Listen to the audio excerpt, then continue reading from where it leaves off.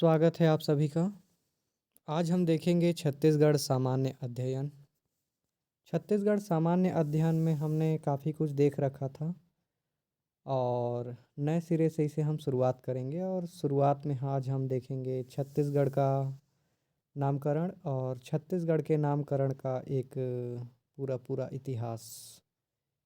काफ़ी विस्तृत और शानदार अध्याय होने वाला है। आप अपने साथ कॉपी कलम लेकर बैठिए। यहाँ छत्तीसगढ़ अध्ययन में हम सबसे पहले शुरुआत करते हैं और देखते हैं छत्तीसगढ़ के बारे में एक सामान्य सा परिचय। छत्तीसगढ़ राज्य की स्थापना 1 नवंबर सन 2000 को हुई थी और जैसा कि आप सभी को ज्ञात है कि यह मध्य प्रदेश का दक्षिण पूर्वी भाग है। मध्य प्रदेश पुनर्गठन अधिनियम सन 2000 के तहत छत्तीसगढ़ राज्य अस्तित्व में आया था।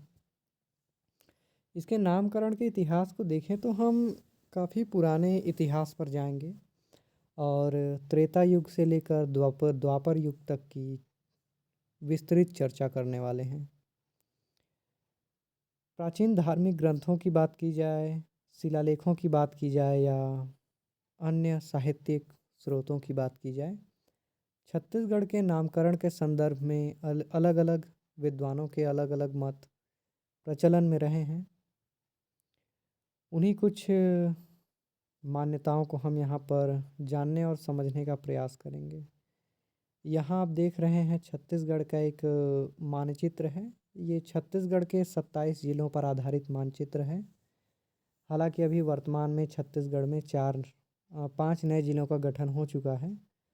वर्ष 2019 में आपका गौरेला, पेंड्रा, मरवाही, 2021 में मनेंद्रगढ़ जो कि कोरिया से अलग हुआ, शक्ति, और उसके अलावा अंबागढ़ चौकी, मोहला, मानपुर, अंबागढ़ चौकी, और उसके अलावा एक और ज़िले का गठन हुआ। ये ज़िला कौन सा है कमेंट बॉक्स पे आपको बताना है, मैं आपके लिए छोड़ के जा रहा हूँ। यहाँ पर आगे बढ़ने से पहले आपको कहना चाहूँगा कि आप हमारे बहुत ही ख़ास, बहुत ही महत्वपूर्ण एजुकेशनल ऐप खलखो क्लासेस को हमारे वीडियो के डिस्क्रिप्शन बॉक्स से जाकर डाउनलोड कर सकते हैं। उसमें बहुत सारे क्विज, टेस्ट सीरीज और नोट्स आपको मिलेंगे जो आपको प्रतियोगी परीक्षाओं की तैयारी करने में बहुत ही लाभदायक होंगे और ये सारे सामग्री आपको बिल्कुल निःशुल्क मिलेंगे, तो आपके लिए बहुत उपयोगी साबित होगा हमारा एजुकेशनल ऐप खलखो क्लासेस, ऐसा हमारा विश्वास है। और आप हमारे चैनल पर नए हैं तो हमारे चैनल को सब्सक्राइब करना बिल्कुल ना भूलें। आपका एक सब्सक्राइब हमें प्रोत्साहित करता है कि हम और बेहतर वीडियो शानदार तरीके से बनाएं। जैसा कि आप सभी को ज्ञात है, हमारा छत्तीसगढ़ 16 जिलों के साथ और 3 संभागों के साथ अस्तित्व में आया था। इसके वर्तमान परिदृश्य को तो हम सभी जानते हैं, किंतु यदि हम इसके नामकरण की बात करें छत्तीसगढ़ के, तो इसमें सबसे पहला नामकरण जो इतिहास में हमें मिलता है वह है दक्षिण कौशल। दोस्तों, दक्षिण कौशल के नाम से हम सीधे चलते हैं उस दौर में जब भारत में महाभारत रामायण कालीन घटनाओं का उल्लेख होता है।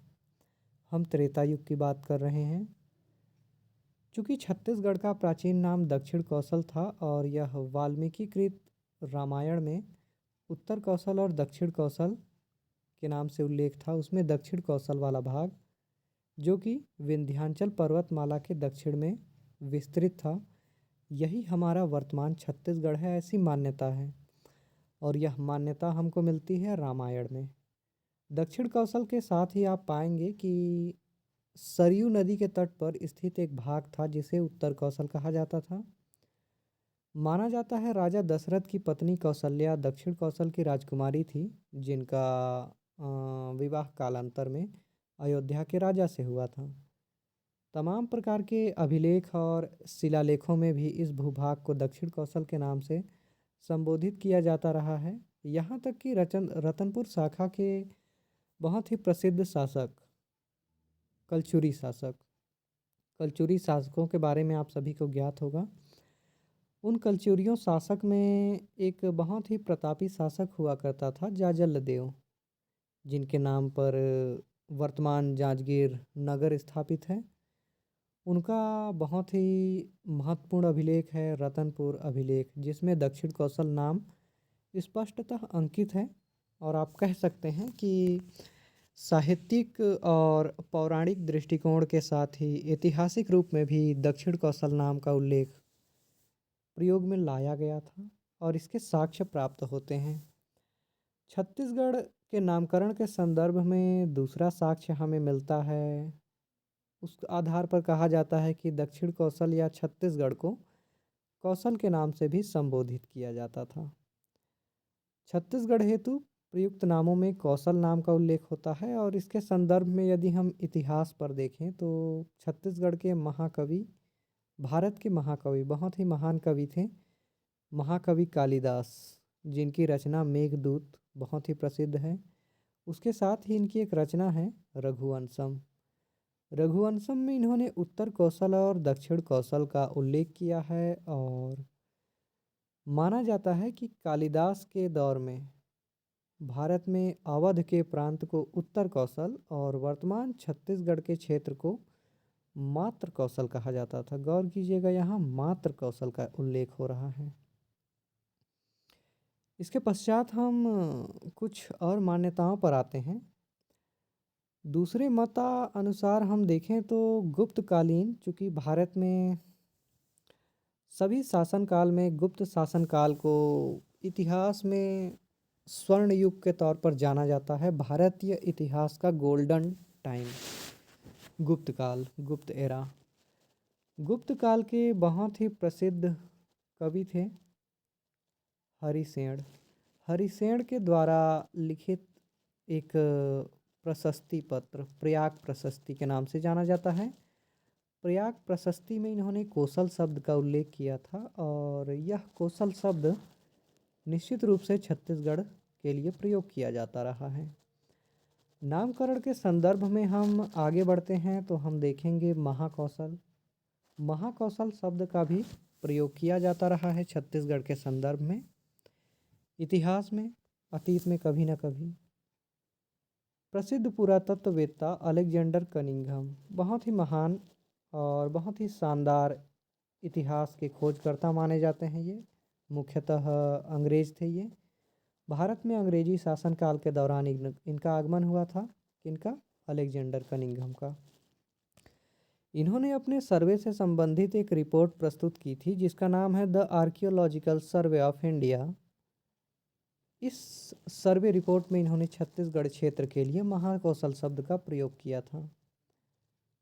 साथ ही आप देखेंगे छत्तीसगढ़ प्रदेश में प्राप्त जितने भी ऐतिहासिक साक्ष्य हैं, जैसे ताम्रपत्र, अभिलेख, मुद्राएं, धार्मिक ग्रंथ इत्यादि, कहीं भी महाकौशल जैसे शब्द का प्रयोग नहीं हुआ है और ऐसा प्रतीत होता है कि उत्तर कौशल से दक्षिण कौशल को पृथक एवं गरिमामय बनाने हेतु महाशब्द का एक विशेषण या फिर अतिरिक्त शब्द जोड़ दिया गया, जिससे कि उत्तर कौशल से अलग और स्पष्ट दक्षिण कौशल का अस्तित्व दिखाई दे, ऐसा हम मान सकते हैं।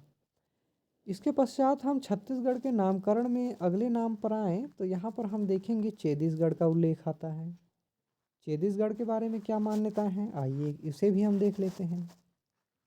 छत्तीसगढ़ के प्राचीन नामों में से एक और नाम का उल्लेख होता है जो कि चेदीसगढ़ है।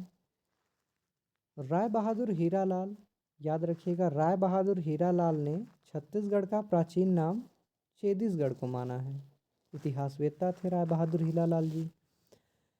इनका कहना था कि इस प्रदेश में चेदी वंश या राजाओं का राज्य हुआ करता था और उस समय यह भाग चेदीसगढ़ के नाम से जाना जाता था।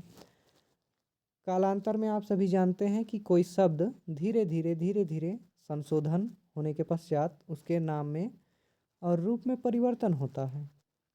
तो राय बहादुर हीरालाल जी का मान्यता था कि छत्तीसगढ़ भी निश्चित रूप से चेदीसगढ़ का अपभ्रंश हो सकता है, ऐसा मानना था किनका? राय बहादुर हीरालाल जी का। तत्पश्चात आप देखेंगे तमाम प्राचीन नामकरण एवं मतों के निष्कर्ष के रूप में कहा जाए तो छत्तीसगढ़ के लिए छत्तीसगढ़ शब्द का प्रयोग कब आया, इस संदर्भ में प्रामाणिक जानकारी का अभाव है। क्योंकि दोस्तों सारी चीज़ें कुछ साक्ष्यों पर भी आधारित है और उन साक्ष्यों को हम पूरी प्रामाणिक माने ऐसा भी हम नहीं कह सकते। तो हम कह सकते हैं कि जनश्रुतियाँ और कुछ ऐतिहासिक प्रमाणों के आधार पर हम अतीत काल में छत्तीसगढ़ के ये नाम रहे हैं ऐसा हम कहते हैं, मानते चले आए हैं। आइए आगे बढ़ते हैं और छत्तीसगढ़ शब्द को हम थोड़ा सा यहाँ पर देखने का प्रयास करते हैं उस संदर्भ में जब साहित्यों में छत्तीसगढ़ शब्द का प्रथम प्रयोग हुआ। साहित्य में छत्तीसगढ़ शब्द का पहला प्रयोग कब होता है? क्योंकि प्राचीन काल में तो इसे हम चेदिसगढ़, छत्तीसगढ़, कौशल, मात्र कौशल, महाकौशल इत्यादि नामों से जानते थे। किंतु छत्तीसगढ़ शब्द का छत्तीसगढ़ के लिए प्रयोग कब हुआ, इसे भी जानना आवश्यक है। यदि हम साहित्य में जाएं तो माना जाता है कि खैरागढ़ रियासत के राजा लक्ष्मी निधि राय थे। उनके दरबारी कवि थे दलराम राव। इन्होंने सन 1494 में अपनी कविता में उल्लेख किया था छत्तीसगढ़ शब्द का। उनके कविता की ये चंद लाइनें जो बताती हैं कि छत्तीसगढ़ शब्द का पहला प्रयोग मूलतः 1494 में हो चुका था। वो लाइन कुछ इस प्रकार से है। लक्ष्मी निधि राय सुनो चित दे, गढ़ छत्तीस में न गढ़ैया रही। गौर कीजिएगा, इस एक लाइन में छत्तीसगढ़ का उल्लेख मिलता है। कवि दलराम राव ने जिस काल में यह पंक्ति लिखी थी वह सल्तनत काल था। आप सभी को पता होगा भारतीय इतिहास में मुगल काल से पहले का दौर सल्तनत काल के तौर पर जाना जाता है, जिसमें 5 प्रमुख वंशों ने शासन किया था।